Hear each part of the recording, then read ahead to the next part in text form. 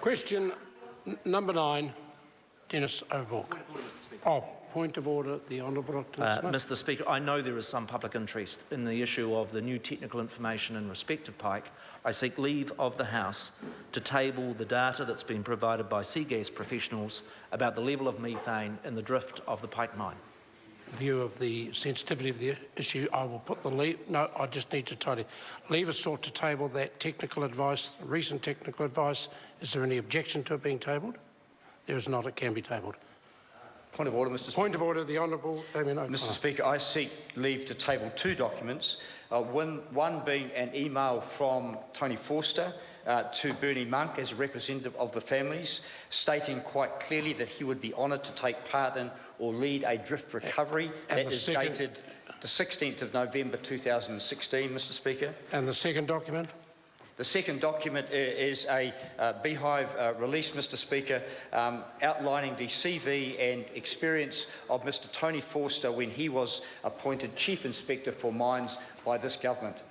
Again, I'll put the leave for both those documents. Leave is sought to table both of them. Is there any objection to them being tabled? There is not. They can be tabled. Question number 9, Denis O'Rourke. Thank you, Mr. Speaker. This question is to the Minister of Transport. If the Prime Minister has described State Highway 1 as, quote, really stuffed, what are his plans, if any, to assist the repairs of CentrePort, upgrade Lyttelton Port for ferries, repair State Highway 1 and alternative routes, as well as rail in both islands? Mr. Speaker. The Honourable Simon Bridges. Mr. Speaker, it's important, I think, in relation to plans to keep in mind that we're still in the response and recovery phase following the widespread devastation caused by the earthquakes in the early hours of Monday morning. A more detailed picture is, however, emerging as more information comes to hand. I think if we just take roading, for example, obviously an incredibly important example, the government's already moved quickly to repair and open roading links, but the scale and the complexity of the slips on State Highway 1 that the member mentions are unprecedented, and the task ahead of us is huge. But I do want to assure the public and the member that planning and work is well underway across the government's transport agencies to restore transport infrastructure as quickly as possible. Supplementary question, Denis O'Rourke.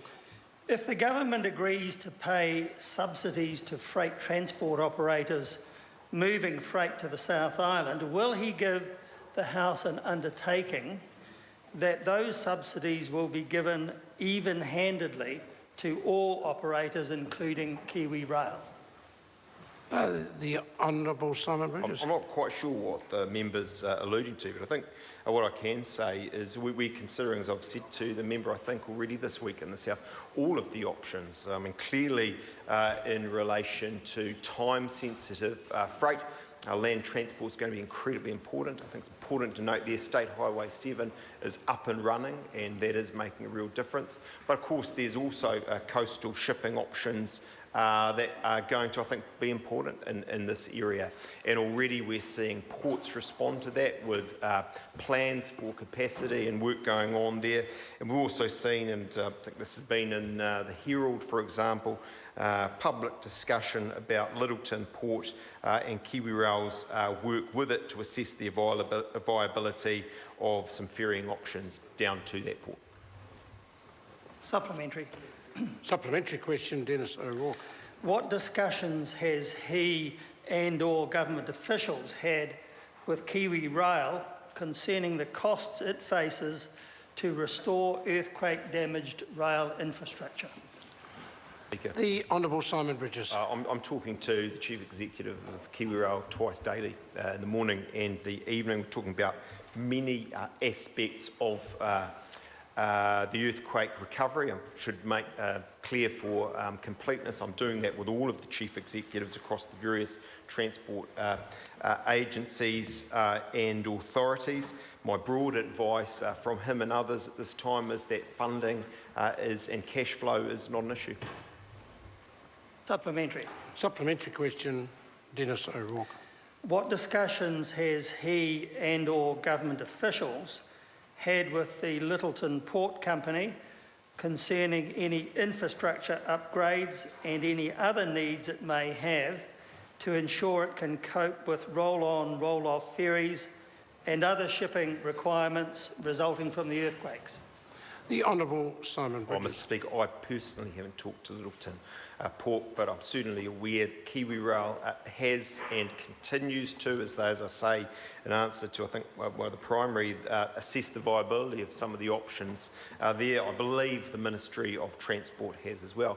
I just make the point once again, there's a range of coastal shipping options here. I think, in fact, we're fortunate as a country to have the number of options that we do in this area, and we may potentially be able to call on several of those options. Supplementary question, Sue Moroney.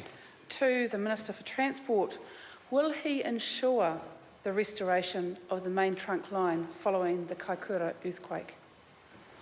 The Honourable Simon Bridges. Speaker, I think it's made clear, yes, I think it's important that we do that both in relation to State Highway 1 and the rail line. Question